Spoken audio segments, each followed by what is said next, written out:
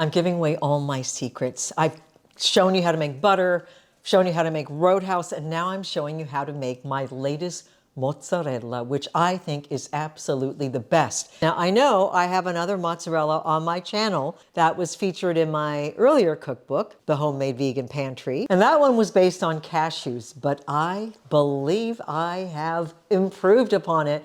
And this is my favorite mozzarella today. And it is made out of fresh watermelon seeds. I know I keep talking about watermelon seeds, and there is a run for watermelon seeds at the marketplace. I really think it's going to be the next cashew. But this, I don't know, it's just got this texture that's just supple and silky, and it's delicious cold, it's delicious hot. And today I'm going to show you how to make my watermelon seed mozzarella. Now, this is not an excuse for you not to go out and get the book, The Vegan Creamery, because there are so many other recipes in it and you'll need this recipe. But let me show you how easy it is to make America's favorite cheese. So watermelon seeds, once again, these are not the little black seeds that you spit out. They're also known as melon seeds. It's a popular snack in China and in India, and I'm hoping that someone in America is going to start growing these as well too, because they're so versatile and they're so high in protein. You can get them at most Indian grocers as well as online. I have 140 grams of ground up watermelon seeds in here that we are going to start with. I'm going to start out with 2 cups of water. It's going to go right in there, and I'm going to add my seeds right in here, and we're going to blend this first. So let's go on over to the blender. I let it go for about 90 seconds because I wanted it as smooth, silky, and creamy as possible. If you have my book, and if you've made this cheese before, you'll notice that I tell you to run it through a nut milk bag. But what I found is that you get so little pulp, and the pulp is also so smooth that in this particular cheese, I've just kind of stopped milking it through the nut milk bag. It's just a lot easier just to use this. So the first thing we're going to do now is to take this milk, this rich creamy milk, we're going to put it into a pot, and we're going to cook it until it heats up and forms curds. As watermelon seed milk interacts with the heat, it's going to coagulate because of their particular proteins, mostly albumin. So this will take about 5 minutes. You just want to get a scraper, and we're just going to scrape the bottom and the sides as the curds form. As I push, you can see the curds begin to form, and we want to cook this until it is literally curds sitting in a clearish way. So we're just going to scrape the bottom and the sides and just keep pushing the curds along gently and slowly. It's just little Miss Muffet all over again, her curds and whey. That looks pretty good. I don't think I'm going to get more than that. And we don't want the whey to evaporate because we're going to use it. Now, I'm going to separate the curds from the whey. So I've got a sieve over a bowl, and I'm going to pour it in here. I can hear the whey dripping. I'm going to use this pot to cook the cheese, so I'm going to try to get it as clean as I can. And we're not losing any of that whey. We're going to use it all. So you're just going to drain it for a minute. This cheese comes together so fast you won't believe it. And you'll be having pizza in a minute. You want to make sure you have enough whey to pour back into the pot, at least a half a cup, because we are going to be dissolving the agar in this whey. Alrighty, you can get your other ingredients ready. I'm going to start out with 6 tablespoons of oil. Now, someone's going to ask me, can you make it oil-free? Yes, you can make it oil-free, especially if you're going to eat it cold, as in a caprese salad or something. If you're looking for that really melty texture on a pizza or in a lasagna, the oil definitely helps. Now, I'm using a very, very neutral oil.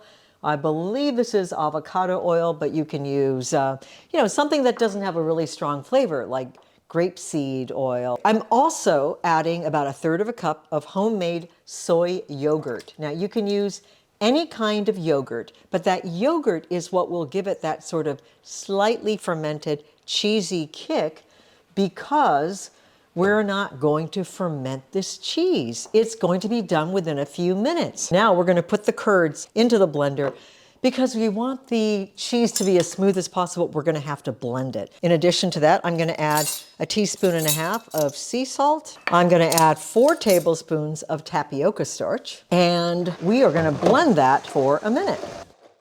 All right, so now I've got the whey in here, I don't know, maybe 3/4 of a cup.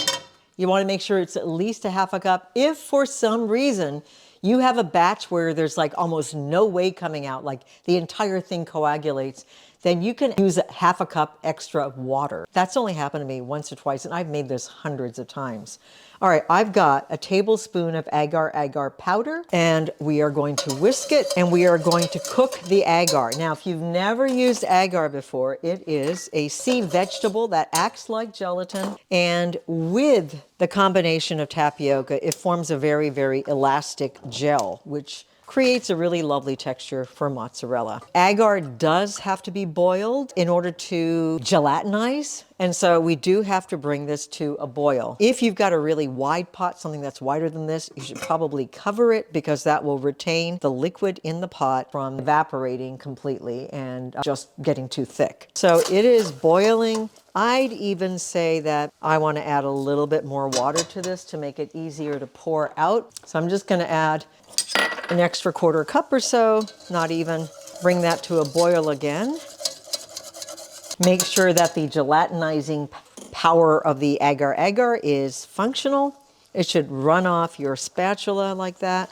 At this point, I want to incorporate it into our cheese. So I'm going to go back to the blender, and I'm going to pour this into the blender, and we're going to re-blend it so that it blends beautifully and we get one smooth texture and you don't get lumps of agar in your cheese.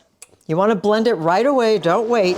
You want to blend it right away because you don't want the agar to solidify on top. I'm adding one final ingredient, which is going to add a little bit of bite to the mozzarella, even when it's melted, which is something that a lot of vegan cheeses don't have. They just turn into sauce. I'm going to tell you a little story about that, but I got to get to this right away because it might solidify in my blender.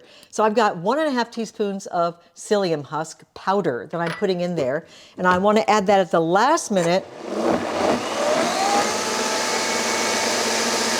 because it's going to start thickening up right away as soon as I add it. And now we're going to cook the whole darn thing, putting it right back in here.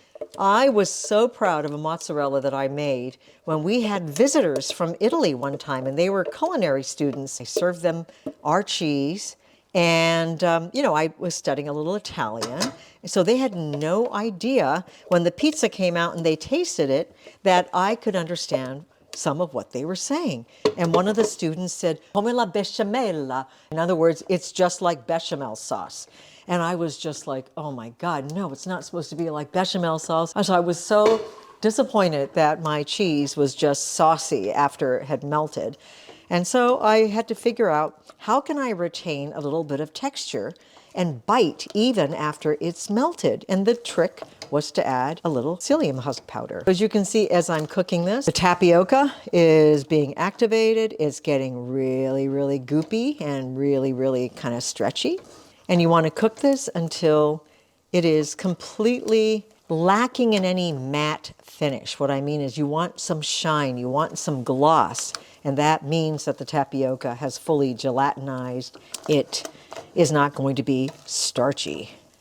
Oh, there we go. I think this is done. It's going to sort of start forming a ball in the middle, come together as one. And now that is ready. All right, at this point, there are several things you can do. You can pour it into a container. You can take an ice cream scooper and you can drop it into a bowl of icy cold water, which will form nice little balls of mozzarella. So it sets up pretty fast. So you do want to work quickly. Now, what's really, really fun is you can do different size scoops. So if you get a really tiny ice cream scooper or a melon baller, you can make really tiny balls, and then you can skewer them in the summertime with cherry tomatoes and basil, and then sprinkle a little olive oil, balsamic on it. You have yourself a little fancy appetizer. So there's lots of ways to form this cheese. And within minutes, it's already becoming firm on the outside. If you were to serve this right now in a salad, it would be like a burrata, where it'd be firm on the outside and nice and soft and runny on the inside. It'll take about 20 minutes for this to set and become completely sliceable. If you're serving a lot of people and you want to make the slicing really easy, this is typically what I do. I take a piece of parchment, I put it into sort of a log shape like this, and then I just roll it up like this. And then I let it chill, and then I just slice it. Of course, it's gonna take a little longer because I'm not putting it in ice water, but as you can see, it's already forming a nice roll there. But when I'm making pizza for a lot of people, I don't bother doing this. I do it this way, because then you get nice little concentric circles. And if you make too much, you can always freeze it. I always have a roll or so in the freezer, ready to go when I want to add it to some melty creation that I'm making. I've got a lot of focaccia left over. I went to a neighbor event today and I baked a full sheet pan of focaccia. And I'll have to show you guys how to make focaccia as well. Okay, I've got some delicious tomato confit. So I'm gonna put some cheese on top and we're gonna melt it and just see how it melts. Let's take a look at this mozzarella and just see how it looks. Look at that. You can see that it's elastic. This is going to be delicious. There we go. Oh, it's hot. It just came out. Look at this cheese. Whoa, look at that. That looks so good. Oh. It's the protein from the watermelon seeds combined with the psyllium husk and the tapioca that creates the perfect texture for my mozzarella. From my latest book, The Vegan Creamery, there are so many other fantastic recipes like this in it. I hope you'll check it out and give this recipe a try. Let me know how you liked it, and please be sure to like and subscribe.